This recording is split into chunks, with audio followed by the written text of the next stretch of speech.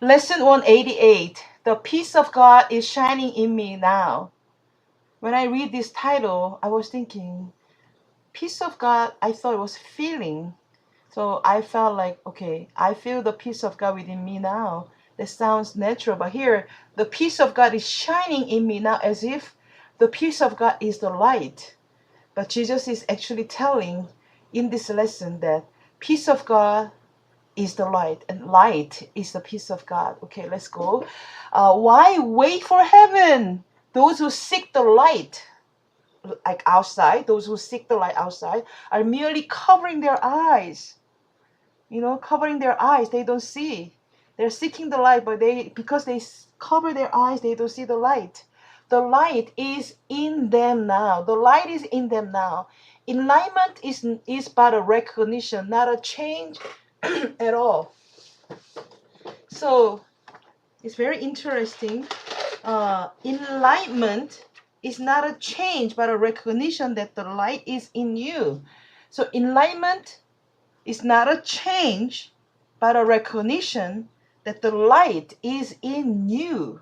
Wow. So we were thinking that, okay, to get enlightened, we have to do something a lot.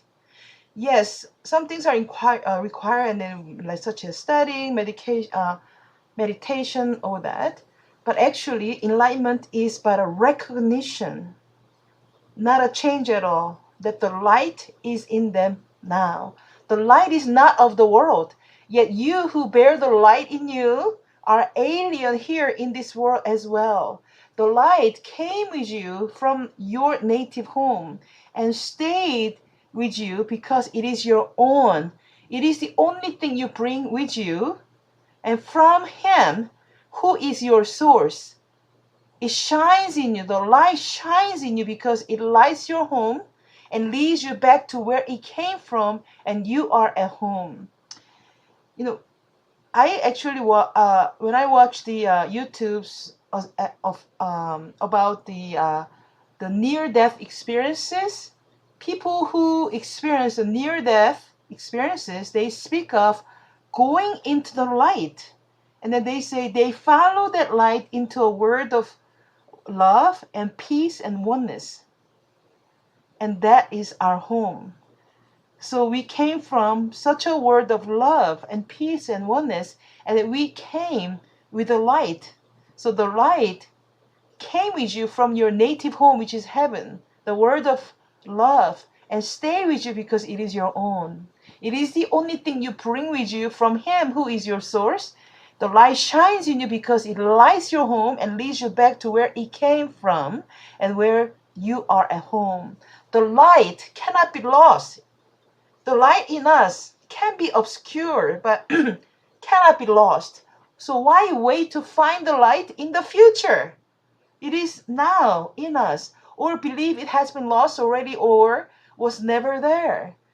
The light can so easily be looked upon that arguments which prove the light is not there become ridiculous. So light is so easily be looked upon that the arguments which prove it is not there become ridiculous. So who can deny the presence of what he beholds in him?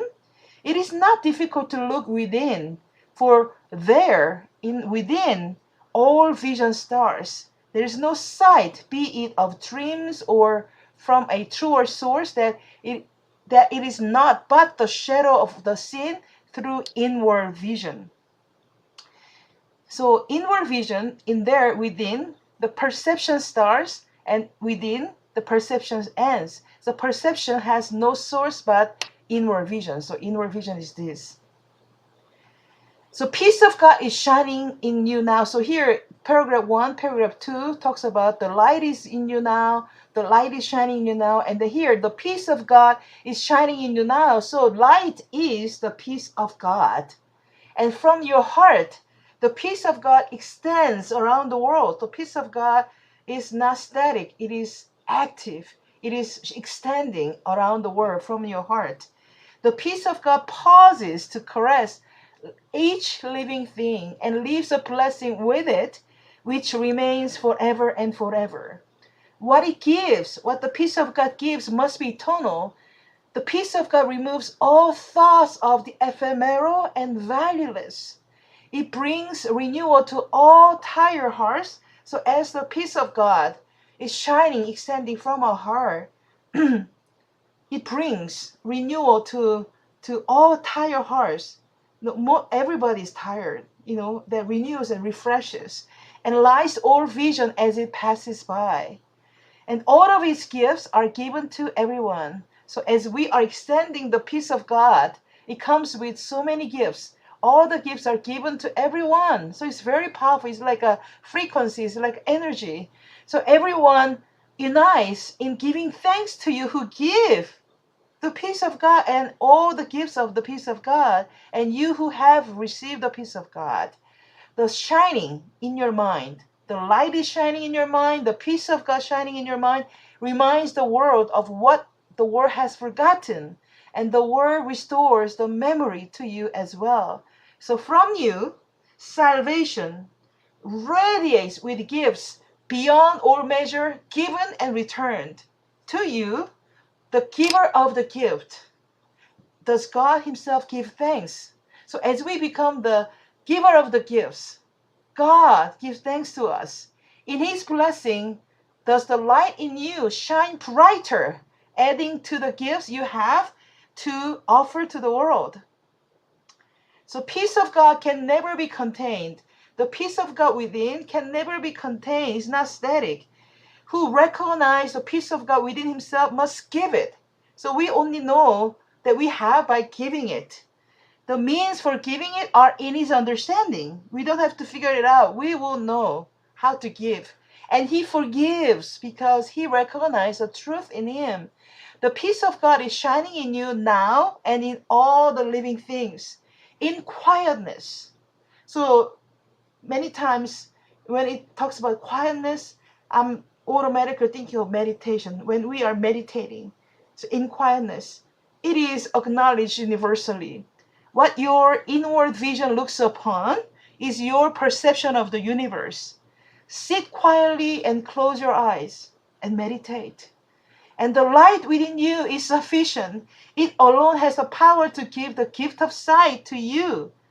So as we close our eyes, sit quietly, and spend time in His presence and meditate, and we find the light. The light has power to give us the gift of sight.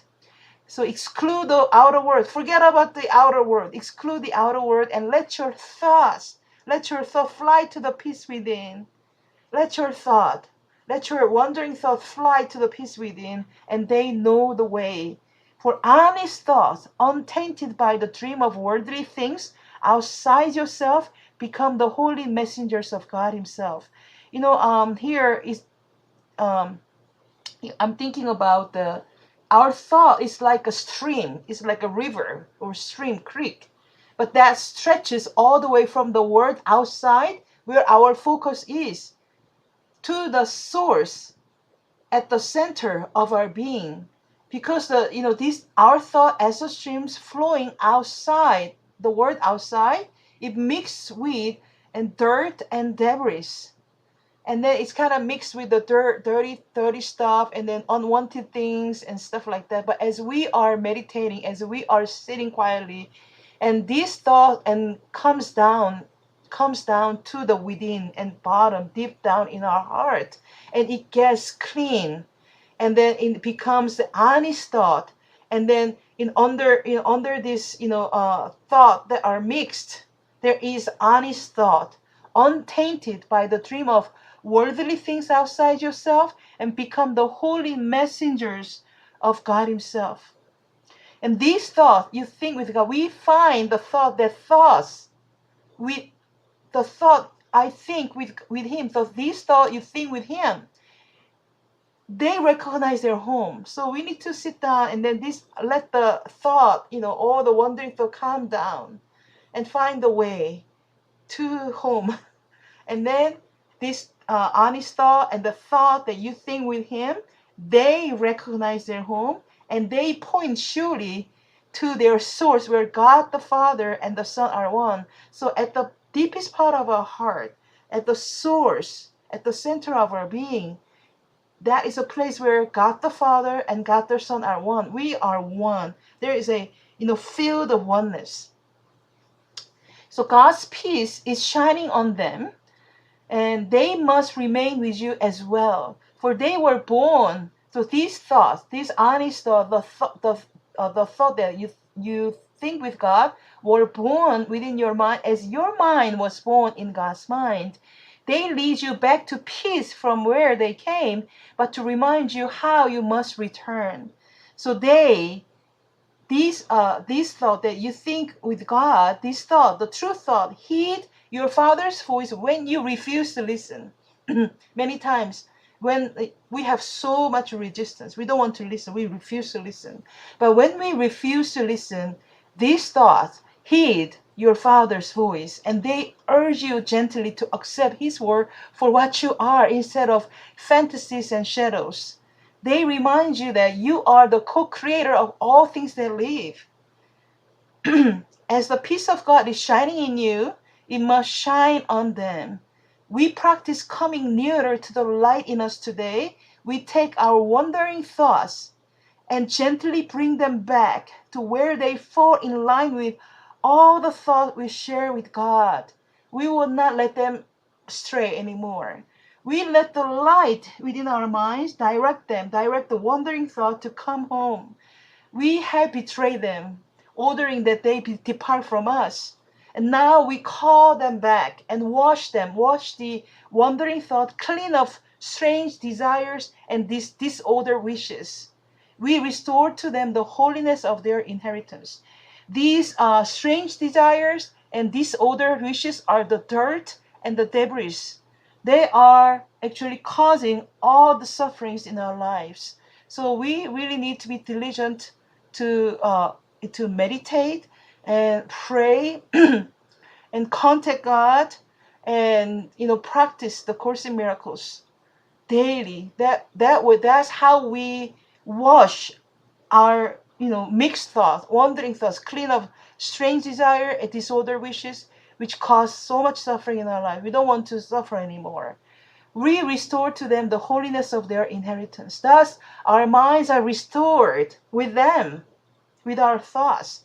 We acknowledge that the peace of God still shines in us, and the peace of God shines from us to all living things that share our life. We will forgive them all, absorbing all the world of what we thought it did to us. They didn't do anything to us, but we thought it did to us. So we absorb all the world of what we thought it did to us. It is we who make the world as we would have the world be. We are the one who made the world that way. So now we choose that the world be innocent, the innocent world, and devoid of sin and open to salvation. And we lay our saving blessing on the world as we say, the peace of God is shining in me now. Let all things shine upon me in that peace. Let me bless them with the light in me.